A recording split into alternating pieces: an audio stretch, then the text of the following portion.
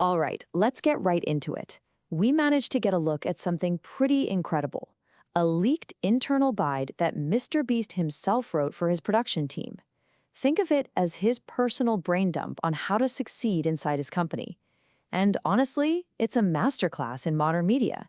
So today, we're going to deconstruct the core secrets that help turn a YouTube channel into a global empire. And it all kicks off with this one sentence.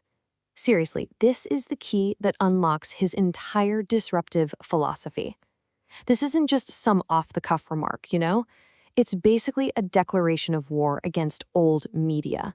It's the foundation for a whole new way of thinking. You see, Mr. Beast's core belief is that he's building for the future of media, not trying to copy the past. For him, YouTube is the dominant platform, and trying to force old-school Hollywood rules onto it, well, that's just a recipe for total failure. And when you put them side by side, the difference is just staggering. Traditional media is slow, it's inflexible, it has these crazy long lead times. On YouTube, that model would just get crushed. It can't adapt. But his whole operation, it's built for speed, for agility, for constant change. It speaks the native language of the internet. So this is the absolute crucial point. The goal isn't just to make the best produced videos in some traditional sense. No, it's a very specific, almost surgical mission. Make the best YouTube videos possible. And that one simple focus, it drives every single decision they make. So how does that philosophy actually work in practice? Well, it's not about gut feelings or intuition. It's all about the data. Mr. Beast claims he spent nearly a decade. We're talking tens of thousands of hours just obsessively studying what makes a YouTube video pop. And all of that obsessive research, it boiled down to these three things: CTR, AVD, and AVP. This is the language of YouTube success. For the Mr. Beast team, these aren't just numbers on a dashboard. They are the laws of physics that govern every single creative choice. First up, click-through rate, or CTR. You have to understand this is hurdle number one. It's the gatekeeper. Why? Because if nobody clicks on your video, nothing else you do matters at all. According to his playbook, the idea for a video is almost entirely based on its potential to get a high CTR before they even think about filming. He uses this absolutely brilliant example to make his point. Okay, which of these are you clicking? I spent 50 hours in my front yard. I mean, who cares, right? It's boring. But I spent 50 hours in ketchup. Now, that is weird. It's intriguing. And you know what? It's clickable. The amount of effort to make both videos might be pretty similar, but the playbook is crystal clear. The ketchup idea is like 100 times more viral. It's not even a contest. The core idea, the title, the thumbnail, those are the things that determine a video's potential right from the very beginning. Okay, so you got the click. Fantastic. Now what? This brings us to the next level of the game: average view duration, or AVD. This is the science of actually holding on to that attention you just earned. And, you guessed it, he's got it broken down into a precise formula. To really get a sense of the stakes, just look at this number. In one of his videos, he lost 21 million viewers. Gone in the first 60 seconds. That is just the brutal reality of how fast people lose interest. And it shows you why that first minute is everything. But here's the wild part. He then points out that losing 21 million people in a minute is actually above average for a channel his size. Let that sink in. That's how insane the battle for retention is. Even what looks like a massive loss can actually be a win. So, how do you fight that massive drop-off? With a rigid structure. The first minute is all hype and hook. Get them in. Then, from minute 1 to 3, you need insane progression to keep them locked.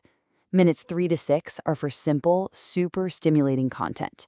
And by the back half, the viewer is kind of in a lull. They're invested in the story, and they're way less likely to click away. It's a meticulously planned journey. Now, having a great idea and a perfect structure, that's one thing. But actually executing it is a whole different beast. This next part of the playbook is all about the intense operational mindset you need to pull off these huge productions. It's about what he calls being an A player. And the core of that A-player mindset is radical ownership. There is absolutely zero room for excuses. Mistakes are going to happen, that's fine. But trying to cover your butt instead of learning from the mistake, in his own words, that's something he despises with his entire soul. This idea gets hammered home again and again.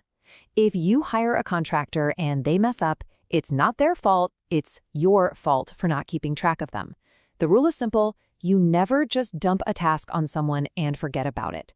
You own the outcome, which means you are checking in daily, leaving absolutely no room for failure. So with that intense mindset, how in the world do you solve the kinds of problems that seem impossible, like burying a house or building a room that can withstand a Lamborghini crashing into it?